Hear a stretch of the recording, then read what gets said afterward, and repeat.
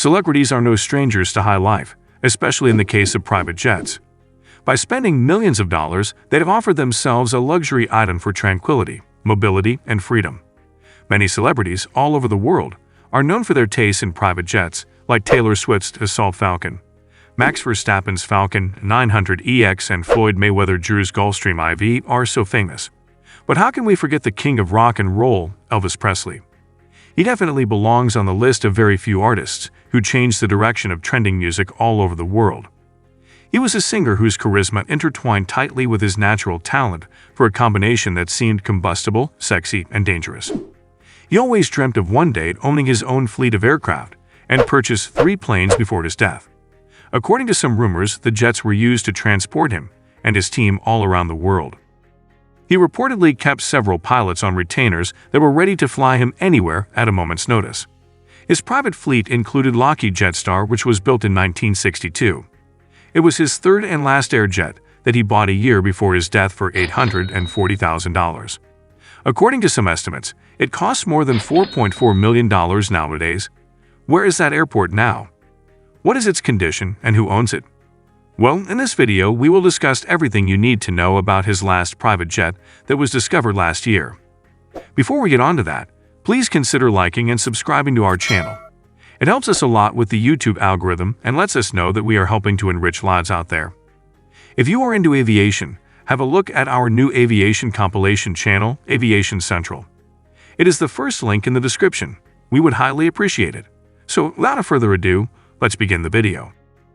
As discussed before, Elvis Presley was no stranger to private jets. Aside from being a means of transportation for the star, he also split Lockheed JetStar with his father, Vernon Presley, which reportedly made it particularly special to him.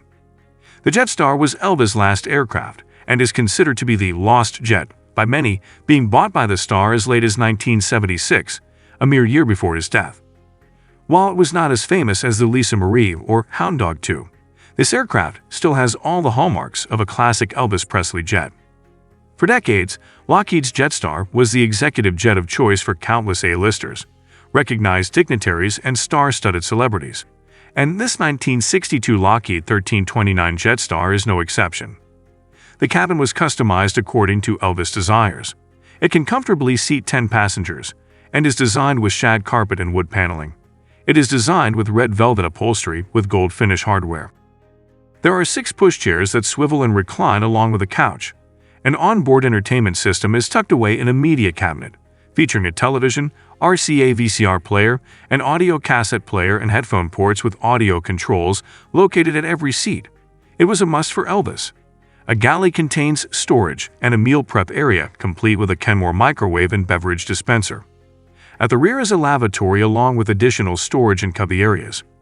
However, these are all a little worse for wear after many years of sitting idly in the desert, but still, according to some airjet enthusiasts, is one of the most glamorous airjet interiors they have ever seen in their life.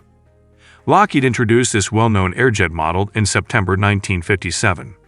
It was the same month RCA released Elvis' single Jailhouse Rock. The airjet was extremely capable and impressive. It featured 4 engines that were contained in 2 pods mounted at the rear of the fuselage. They allowed the airjet to fly at a maximum speed of around 565 mph and provided a range of upwards of 2,500 miles.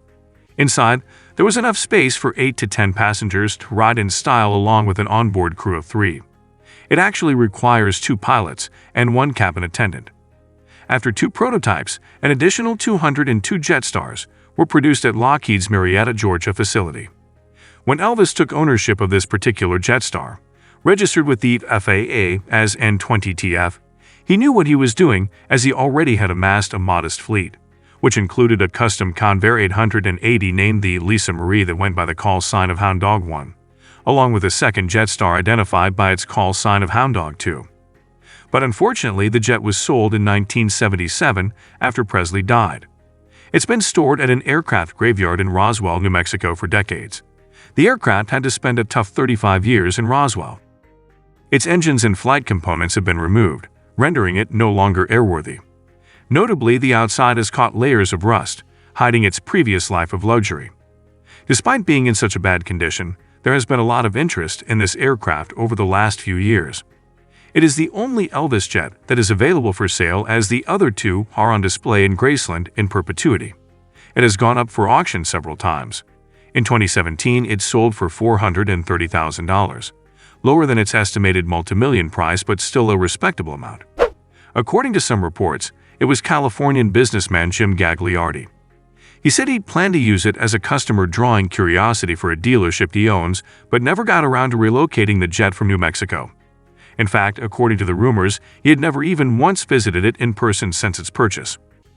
While the plane went up for sale once again in 2018, and bidding opened lower than many had expected. It may be because many have noted that restoring this aircraft to flying condition or refurbishing it could attract millions in visitations and attraction fees. After some time, the aircraft went up for auction once again. It was accompanied by a letter written by Elvis' wife, Priscilla Presley, stating this is a very significant piece of history, as it was the only jet Elvis bought with his father.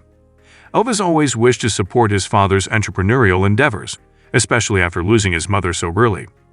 Elvis loved and respected his father very much, and this jet is a piece of his and his father's heart. She was present at the Mecum Kissimmee collector car auction in Florida on January 8, 2023 for the event. In case you don't know, it was the late singer's birthday. Bidding started at $100,000 and climbed slowly before topping out at its final sale price, placed by an unnamed telephone bidder. Priscilla, who noted at the start, "This is my first auction," watched the entire proceedings as they unrolled. It was then revealed that the bidder who snatched the jet was a YouTuber, James Webb. He has plans to completely transform it. James, who is behind the channel Jimmy's World, bought it for $234,000 on the 8th of January. James is well known to flip abandoned aircraft, and when he discovered this jet could sadly never fly again, he revealed in a video what he planned to do with it. Initially, he toyed with the idea of turning it into an Airbnb, telling viewers Dolly Parton rents her tour bus for $10,000 a night. Maybe we can rent Elvis for $100,000 a night.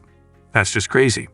Then he changes his mind and says, what if we turned Elvis Presley's private jet into Elvis Presley's private RV, the king of the road? This could work. He also revealed that the Airjet already has a lot of the resources, such as a motor in the back, wheels, and a generator that can be used to power lights and air conditioning. James, who had the plane transported to his Florida workstation, plans to take the next year to turn it into an RV before he takes off to tour the country and raise funds for charities.